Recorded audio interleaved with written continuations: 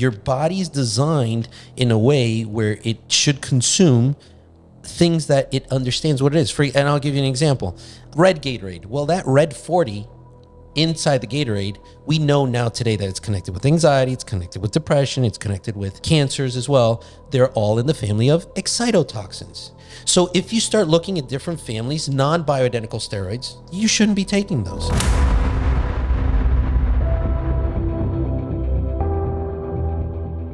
The steroids, it's not the problem that it's a steroid. So what is the problem? So here is the issue. And the person and all these fitness guys, etc. Okay. And honestly, take the, I think this is really good advice. You know, when you're using something that your body does not produce, here's a little principle I live by for my own health and that of my family. Your body will attack whatever it does not know what it is.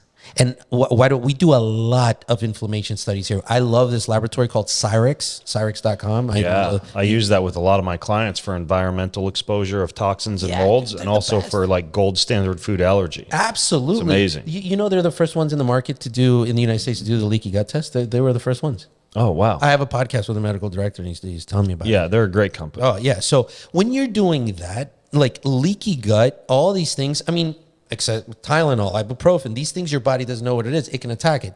Now, when you come in with a molecule that looks like testosterone, but it's not testosterone, right? Or women, for postmenopausal women, were like Premarin, which stands for pregnant mare urine. So it's estrogen replacement, but it's estrogen from horses. Yeah. Right? So the principle from steroids to, you know, legally or illegally prescribed or whatever, when you're putting these things into your body then can attack it. And that's what causes the cancers and autoimmunity and yada, yada, yada, and the leaky guts and all that stuff. And I'm really not for that. And and also you age a lot quicker with that stuff. Okay, quick question. If there's a doctor watching, would they be laughing if you said if it's foreign, your body will attack it because they think that's like woo-woo science? Or is there an actual, like, are we talking about like a distinct white blood cell reaction and inflammatory response to a steroid that the body may not recognize or make on its own? No, well, first of all, I think there is going to be a doctor laughing at one point or another. Because some people still laugh and say leaky gut. They're like, oh, yeah. And obviously that's been proven now. But sometimes when you say something like attack the body, that's murky. What's that mean? So, okay, I'll put it in terms that I learned in medical school. When we discuss these topics, they would say, oh, don't worry, there's immune tolerance. It's so your body can actually tolerate a certain amount of toxin or foreign chemical, etc. And then there's always the whole premise of toxicology, you know, it's in the dose and, you know, not too much of it. And, you know, now after my years of studying and being exposed to this and, you know, mix of traditional with alternative and so forth, the hoots with that. No, your body's designed in a way where it should consume things that it understands what it is. And I'll give you an example. Gatorade, red Gatorade. Well, that red 40 inside the Gatorade, we know now today that it's connected with anxiety, it's connected with depression, it's connected with cancers as well. They're all in the family of excitotoxins. So if you start looking at different families, non-bioidentical steroids, so not vitamin D, not progesterone, but stanozolol, oxandrolone, and all these other guys, right? And the primobolins and all these things. You start looking at those families of things, you shouldn't be taking those. You should decrease the amount of chemical burden and foreign molecules in your body, period. I mean, that's the philosophy, even in our veggies. And is part of that because it's difficult on the liver to push all of the synthetic compounds from a steroid protocol like that through the detoxification pathways?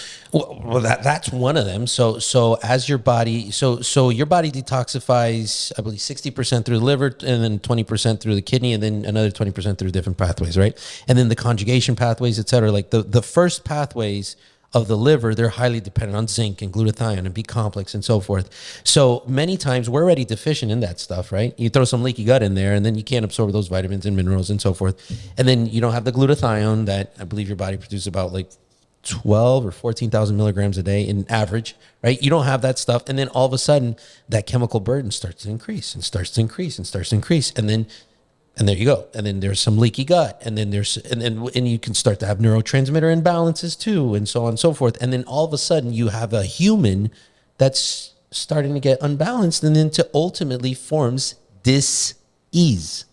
It's out of ease. You know? So it sounds like this is multimodal. Yes. In terms of the Liver King, Brian Johnson, he would have things like potential for neurotransmitter deficiencies, potential for impaired liver detoxification pathways, potential for an autoimmune reaction, and basically the type of things that you would experience if the body was frequently bombarded with the foreign compound that it had to metabolize. Yeah, I mean, and I don't know the guy, but to be that size and to that level of leanness, etc.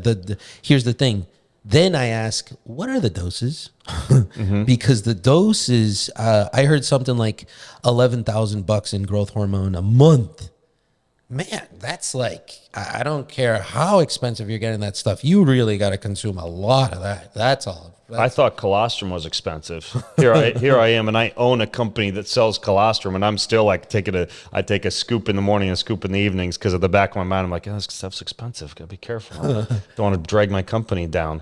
So colostrum's awesome, by the way. I love it. Oh my goodness! When people have IgA deficiencies and nutty umami, your gut feels great. I don't want to turn a commercial for colostrum, but I like colostrum. Okay, so and by the way, you don't know Brian Johnson. I do. He's a friend of mine. He's featured in my parenting book. He's an amazing father and husband and businessman who definitely effed up in terms of his honesty. But he is. I don't think at his heart he's a bad person. He got stuck in a lie that was very difficult for him to wiggle out of, and so it is what it is. And now he's suffering the consequences. Anything beyond the steroids that you think were problematic or that people should be aware of to avoid that might pop up in this industry as being recommended to them if they want to get swole bro or lose body fat or anything like that, or the steroids the main thing?